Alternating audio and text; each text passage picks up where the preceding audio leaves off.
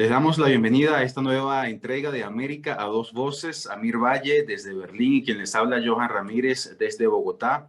Como cada semana nos reunimos para conversar algunos de los temas más importantes en la región. Amir, hoy hablamos de la migración y específicamente, Amir, una cifra impresionante que concierne a la migración cubana. En lo que va desde octubre de 2021 hasta este momento, finales de mayo de 2022, Amir, al menos 150,000 cubanos han intentado o cruzado a Estados Unidos, una cifra récord. Amir, ¿cómo interpretas, qué lectura le damos a esta situación en relación a los migrantes cubanos en Estados Unidos? Mira, primero tiene que ver con la situación en Cuba, eso es obvio, ¿no? La situación en Cuba en los últimos años, la ley de represión que se ha establecido en los últimos años, y sobre todo es un estallido que se ha producido, Johan, desde el 11 de julio. La mayoría de las personas que han salido de Cuba y que se han acumulado en las fronteras con México, básicamente, para solicitar asilo en Estados Unidos, son personas que de algún modo se desilusionaron tras lo que pasó en el 11 de julio. El 11 de julio, como sabemos, los cubanos salieron a la calle, la respuesta del Estado fue una represión absoluta, el enjuiciamiento de miles de personas, muchos de ellos menores de edad, como se ha denunciado internacionalmente, y por supuesto la creación de determinados mecanismos de miedo, hacer los juicios públicos, algo que en Cuba normalmente no era. Los juicios sucedían normalmente y nadie se enteraba. Aquí se le ha dado una cobertura para dar como una especie de escarmiento. Obviamente eso va a crear en la población un temor a, bueno, aquí no hay más nada que hacer, tenemos que irnos. Por otro lado, también hay que recordar que la política de Estados Unidos de tratar de ahogar económicamente al gobierno cubano, básicamente en lo que concierne a las negociaciones con las empresas militares del gobierno, estamos hablando más del 90% de la economía nacional está en manos de esos grupos militares, ha hecho que la situación en Cuba se haya depauperado, la inflación ha crecido, las famosas medidas de, vamos a decir, de equilibrio de la moneda nacional han sido un desastre económico que ha disparado los índices de vida en Cuba y hoy nos consideramos unos países con una escasez absoluta en todos los órdenes. Obviamente, ese es el contexto en el que estamos. Y existe del otro lado el, los brazos abiertos de Estados Unidos, para decirlo siempre con las leyes que ya conocemos, la ley de ajuste cubano, otras leyes que facilitan para los cubanos, lamentablemente es algo exclusivo solamente para los cubanos, que facilitan su entrada y su registro de algún modo, su legalización en Estados Unidos. Obvio que suceda algo así. Claro, mire, también creo que en esto cuenta el hecho de la pandemia, que de alguna forma va llegando a su fin y que hay muchos cubanos que viven en otros países o que vivían en otros países de la región, y yo te lo digo porque cubriendo la crisis migratoria en varios países de América Latina, me he encontrado con muchos cubanos que van subiendo por el continente hacia Estados Unidos, luego de que se levantaron las restricciones de la pandemia que mantuvieron durante casi 2 años fronteras cerradas, confinamientos, de modo que ahora que se abren de nuevo las fronteras del continente, muchos cubanos a raíz de las crisis económicas que viven todos los países de la región, básicamente, pues han decidido también subir buscando finalmente ese llamado sueño americano. Eso también creo que influye en el hecho de que haya aumentado el número de esta forma. Ahora, mira, Y es importante recalcar algo ahora que tú dices. Mira, normalmente los cubanos emigraban a cualquier sitio del mundo. ¿Y por qué? Porque se iba a estar mejor que en Cuba, en países como Ecuador, Chile, Bolivia, es decir, cualquier país de estos en los que hoy hay unas crisis tremendas, los cubanos vivían y fueron un punto de referencia de salida para muchos de estos cubanos. Al haber esa situación económica, entonces el cubano decide subir, no a buscar ya el sueño americano, sino escapando de ese país del cual también, en el cual ellos también durante un tiempo vivieron bien. ¿Qué sucede, Johan? Y es lo que yo creo que preocupa mucho a Estados Unidos, es el hecho de que estamos hablando de que estas cifras ya van superando las cifras históricas de los éxodos anteriores. Y eso es algo que el gobierno de Estados Unidos obviamente tiene que tener en cuenta, porque se trata además de un aluvión de personas a las cuales ellos están obligados por determinadas leyes a darle un tratamiento especial. No es el tratamiento que se le da a un mexicano, a un haitiano, etcétera. Claro, y de eso justamente te iba a preguntar a mí, porque ya hablamos de lo que representa esto, la lectura que le podemos dar desde América Latina o desde Cuba, pero ¿qué lectura le podemos dar desde Estados Unidos? Es decir, ¿representa esto un fracaso de la política para frenar la migración ilegal de la administración de Joe Biden? Sí, mira, siempre la política de Estados Unidos, migratoria de Estados Unidos hacia Cuba, siempre ha sido un fracaso.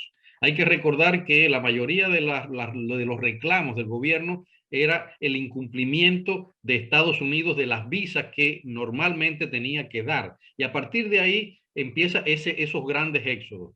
Estados Unidos también garantizaba muchas veces el estallido social, lo que hablábamos en otros programas acá, el estallido social, la idea de ahogar al cubano para que el estallido social fuera un detonante absoluto contra el sistema, pero obvio, el cubano en un país en el que está regido por el miedo, lo que va a apostar es por poner tierra por medio, y obviamente pasan estos grandes éxodos, como está sucediendo ahora mismo, ¿no? En todos los sentidos. Claro, luego una de los años, ¿no? De la política migratoria estricta de Donald Trump, entonces llega Joe Biden con un discurso un poco más laxista, ¿no? Es decir, un poco más de puertas abiertas, ¿no? Más humanitario, digamos, pero que en el fondo, en términos migratorios, no ha cambiado mucho. Es decir, todavía está en vigencia el No, título 42. hay que decir algo muy interesante, fíjate, hay que decir algo muy interesante. En relación con Cuba, igual que con otros tópicos, los gobiernos de Obama y ahora de Biden son responsables de las mayores deportaciones de cubanos hacia la isla de nuevo. Ahora, ¿qué sucede? En su primer momento estaba Cuba siendo condenada justamente por los hechos del 11 de julio. Todo el mundo estaba hablando de dictadura, de represión, de que por primera vez las Fuerzas Armadas se lanzaron contra el pueblo cubano.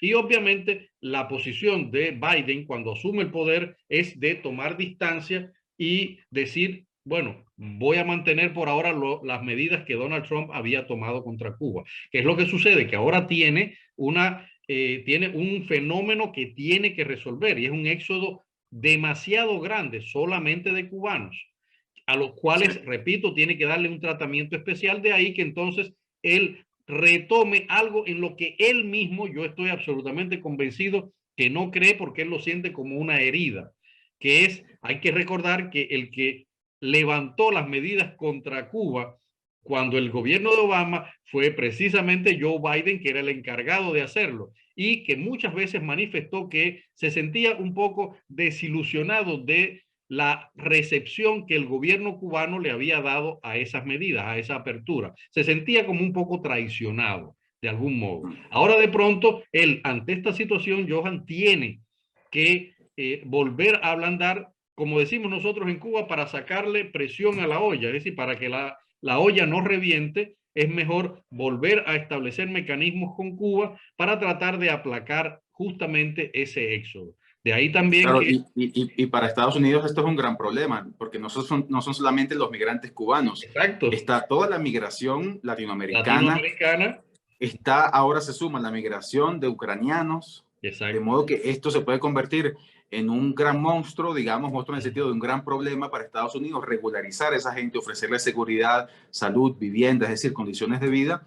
Esto en un contexto también electoral en el que habrá elecciones pronto en Estados Unidos, en el que ya se piensa en las elecciones de 2024 y en el que la migración toma un papel central, y que si la administración de Joe Biden no logra entonces controlarla, se le puede salir de las manos y se le puede convertir en un gran contraargumento para una potencial reelección del Elección. presidente. Amir, solamente para terminar, un comentario te pido brevemente sobre Cuba, ya saliéndonos un poco del tema migratorio, pero es lo que toca al presidente Andrés Manuel López Obrador, que en su reciente visita a la isla acordó con el régimen cubano el envío de 500 médicos cubanos a México. Una decisión, una medida que ha sido ampliamente criticada en Claro. México. De hecho, el presidente tuvo que lanzar una convocatoria de 13.000 13.000 médicos, plazas. exacto, para contratar a 13.000 médicos mexicanos. esto como una forma de decir, bueno, aquí están y sí, traemos 500, pero son solo 500, estamos abriendo 13.000 plazas para los médicos mexicanos. El presidente AMLO tuvo unas palabras muy duras contra los propios médicos mexicanos, diciendo que ellos no quieren ir a trabajar en las zonas rurales, que Zonas conocen rurales, mejor Nueva York que Chiapas, dijo. Y de esa forma justificar que hay médicos cubanos que sí quieren venir. ¿Qué opinión tienes tú sobre este tema, Mir? Porque esto ya lo hemos visto en otros países, en Venezuela, en Bolivia, hay médicos cubanos que vienen y las fracciones opositoras siempre se oponen, siempre critican esto, porque además denuncian que con los médicos llega personal de inteligencia cubana. ¿Qué opinión tienes de esto brevemente, Amir? Mira, además de que llega personal de inteligencia cubana, hay que recordar que se está asistiendo a uno de los mayores actos de explotación laboral que existe en el mundo moderno. Está demostrado, o sea, incluso hay acusaciones contra la Organización Panamericana de la Salud sobre la explotación de estos médicos. Estamos hablando de un sistema, para decirlo muy rápidamente, en el cual el Estado cobra el 85%. Voy a dar cifras de acusaciones reales contra la Organización Panamericana de la Salud. Es decir, con el caso de Brasil, por poner un caso muy simple, la organización Brasil le pagaba a la OPS cobraba, le mandaba a Cuba el 85%, se quedaba con un 5% como comisión y le daba a los médicos que estaban trabajando en Brasil el 10% de lo que Brasil les pagaba por cada médico a Cuba. Es un mecanismo absolutamente de explotación. Tú decías algo muy importante, que además López Obrador lo está aprovechando ahora. Estos médicos no van a trabajar en un hospital en las capitales. Generalmente van a trabajar a zonas rurales, a zonas alejadas, a zonas donde el propio gobierno no ha creado las condiciones médicas necesarias para que los médicos nacionales puedan operar ahí. La pregunta que le hacen muchos médicos a López Obrador, médicos mexicanos, a López Obrador, es precisamente por qué razón no se ha creado en esas zonas plazas fijas y plazas bien pagadas. Si fueran así, nosotros estuviéramos dispuestos a ir, pero realmente tampoco eso, ningún gobierno, no se trata solo de López Obrador, ha estado. ¿Qué es lo que sucede, Johan? Que en este caso es un bandazo que ha dado López Obrador nuevamente hacia ese bandazo populista que está tomando en los últimos tiempos por su pérdida de credibilidad, y ahora está trabajando con los sectores más pobres y más olvidados de la sociedad mexicana, tratando de recuperar algo de credibilidad. ¿Cómo lo va a recuperar? Justamente mediante estos mecanismos, que son mecanismos que los venezolanos conocen muy bien, con todos los programas que se establecieron entre Cuba y Venezuela. Los nicaragüenses lo conocen también muy bien, y obviamente los mexicanos ahora van a tener ese conocimiento muy de cerca. Como mismo dicen los médicos mexicanos, la convocatoria está abierta, vamos a intentar cubrirla, pero la pregunta sería, ¿por qué ahora es que López Obrador hace esto después de tanto tiempo en el gobierno? ¿Por qué lo hace precisamente ahora cuando no tiene credibilidad?